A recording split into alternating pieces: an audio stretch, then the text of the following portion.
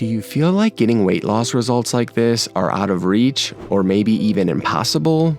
Well, I used to feel the same way, but everything changed when I started creating my own recipes. Now, over 160 recipes later, I've lost 70 pounds, and this 259-calorie burrito has been one of my go-to meals since day one.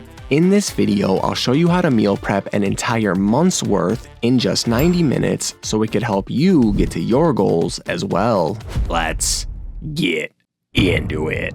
Let's get a pan preheating on medium heat. And don't worry, we don't need some giant industrial-sized pan to make a month's worth of burritos. I'm using an 11-inch wide, 2-inch deep pan. While that's heating up, we'll get our seasoning ready. If you trust me and my recipes, I highly recommend doubling this up. Put half in a separate container so it's already ready for next month when you make this again. That means less work next time. And who doesn't love that? Grab a small bowl and let's toss in 15 grams all-purpose flour, 3 grams chili powder, 2 grams crushed red pepper, 4 grams cumin, 2 grams garlic powder, 2 grams onion powder, 1 gram oregano, 4 grams paprika, 9 grams salt, 4 grams MSG, and 3 grams black pepper. Now, if you're not into spicy, no worries. Just cut the chili powder and crushed red pepper in half or leave them out altogether. If you're feeling lazy and don't have all the spices, fine.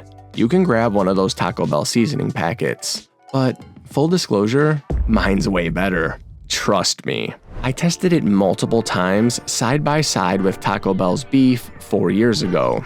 Yes, I've been this obsessed for that long. Whisk it all together and set it next to your pot. Now for the meat. Today, we're using 96.4 ground beef. As soon as it hits that pan, we should hear that satisfying sizzle. I'm going to carefully push the meat down and spread it out, making sure every inch of the beef is touching the pan. Why? Because we want that Maillard reaction, a browning magic trick that adds boatloads of flavor. Since the fat content's low, we need to take every opportunity to enhance the flavor. Then I'm going to grab something heavy to put on top of the beef. This stainless steel pan works pretty good, but I'm going to take it a step further and top it with my grill press and a fully filled water bottle. Why? To add even more pressure, helping the meat stay in contact with the pan for maximum browning. Set a timer for 10 minutes and let's keep preparing our ingredients. Now, when I first made this recipe 4 years ago, I was just an amateur home cook. But even then, it turned out amazing. However, now that I'm a veteran high-protein chef, I knew I could take it to the next level. And this next ingredient is a game changer for our beef. Collagen and gelatin work together to retain moisture, improve texture, and enhance both flavor and mouthfeel in any meat, but especially in low-fat ground beef. Guess what? Both of these powerhouse ingredients are packed into bone broth. And when I say bone broth, I mean kettle and fire. Because, let's be real, not all broths are created equal.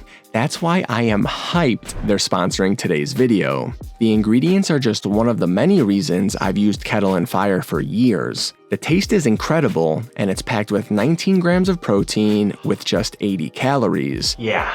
Meaning nearly all those calories come from protein. But wait, it gets even better. The broth is made from real bones that are simmered for over 14 hours using 100% grass-fed, grass-finished beef. No weird additives, no mystery ingredients, just pure, high-quality broth. And yeah, the extra protein is great, but let's be real. I'm also focused on keeping my skin, nails, and joints looking and feeling youthful. At 34 years old, collagen is one of my best friends helping me fight the aging process. So adding this into today's recipe? An absolute no-brainer. To learn more about the benefits of bone broth and get your hands on this liquid gold, click the link in my description or check them out in stores.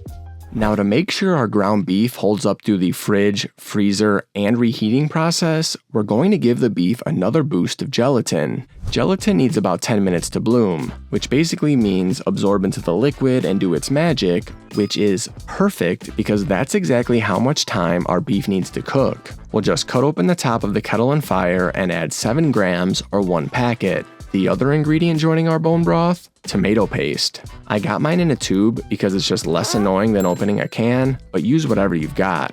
102 grams is going into a small bowl and heading over to the stove. Let's talk cheese. We simply need an 8-ounce block of 2% sharp cheddar that will grate on the small hole side of the grater. Now, if you want to be extra lazy and don't care as much about flavor, you could use pre-shredded cheese. But for 1 minute of effort, I promise the taste difference is worth it.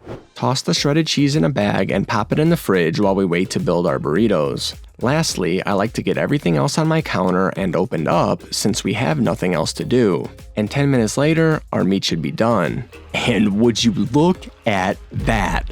For only 4% fat in this ground beef, we got some amazing browning going on. Now, I'm grabbing my meat chopper and I'll spend 2 to 3 minutes really breaking it down into small pebble-like pieces. That looks perfect. We'll add our seasoning mix, making sure it is evenly distributed. Then we'll mix everything up and cook for 30 seconds. This will allow the seasonings to bloom or develop deeper flavor in our sauce, and it also cooks off any raw flour taste. Speaking of, our gelatin is fully dissolved, so let's pour in 479 grams of bone broth along with our tomato paste. Like this video. Let's give it a good stir, and while we're at it, scrape the bottom of the pan to pick up all those flavorful brown bits from the Maillard reaction. Once the liquid starts simmering, I'm turning the heat down from 4 to 3 and letting it reduce for 10 to 12 minutes. This lets the beef soak up all that bone broth flavor while the gelatin and collagen thicken the mixture, making it juicier and richer.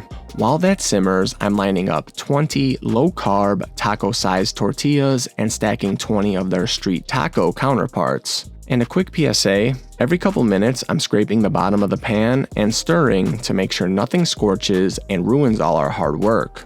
Now, I love these tortillas because they're soft and pliable, making shaping of the burrito once stuffed a piece of cake. Plus, both tortillas add up to only 90 calories with 5.5 grams of protein. But if you have a different low-calorie tortilla you prefer, use that. Once the beef looks like this, we're taking it off the heat for one final mix. The beef may look a bit liquidy now, but don't worry. As it cools, it'll thicken up beautifully. We'll transfer it into a large bowl and let it cool for 10 minutes. Since there's nothing else to do, I'll knock out my dishes now.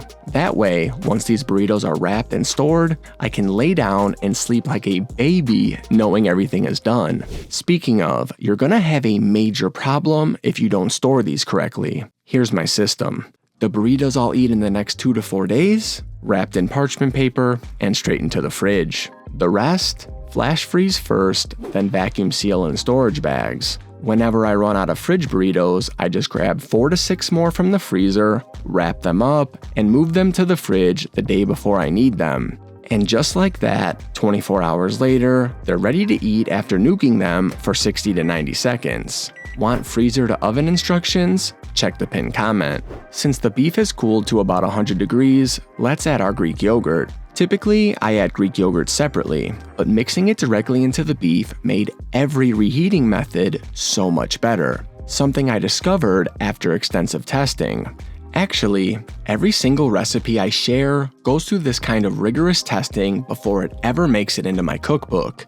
And speaking of the cookbook, if you're someone who loves these recipes and wants early access to recipes without sitting through my 10 to 15 minute videos or watching any ads, you'll definitely want to check it out. Thousands of people have lost weight using these exact recipes and, more importantly, kept it off for years. Because they're so delicious, you won't feel like you're dieting. Remember, the best diet is one you genuinely enjoy and can stick with for life, not something that leads to yo-yo dieting. If you're ready for recipes that can truly change your life forever, click the link in the description and use code E4CM for 10% off.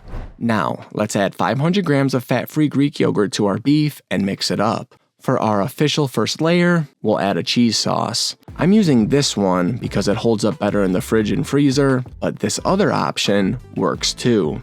Place the can on the scale, turn it on, and scoop 30 grams onto each tortilla. Spread it evenly in a circle, just a little bit wider than our street taco tortilla.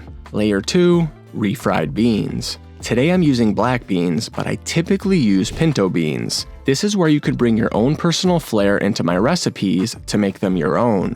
Again, put the can on the scale, press tar to zero it out, and add 30 grams of beans to each street taco tortilla. Spread it evenly, lay it on top of the cheese, and repeat for all 20 tortillas. Layer 3, beef yogurt. Make the scale say 0, scoop out your ground beef, and add it to the tortilla. I like using an ice cream scoop here. It's way easier. Each time you cook this, the final cooked weight of the beef will vary slightly, but 85 grams of beef yogurt per burrito is a solid target. Try to keep the beef centered so wrapping is easier. Last, but certainly not least, we'll add 7 grams of our shredded cheddar across the middle of each tortilla. Let's roll. Fold both ends inward and bring them in farther than you think you would have to. And bring these ends of the burritos in to make sure it seals properly. Fold the flap nearest to you over the filling, gently tuck in any escaping ingredients, and roll it up tightly. The first couple might be a little rough, but by the time you hit burrito number 20, you'll be wrapping like a pro. These burritos taste great from the fridge or freezer, and I can guarantee you won't regret making them. My girl has eaten a burrito every day on her lunch break, is full, and is ready to get back to work. Unfortunately, lunch isn't the only meal of the day. So in this video here, we'll go over $1 breakfast burritos that will keep you losing weight and make your diet as easy as 1, 2, 3. Until next time, deuces.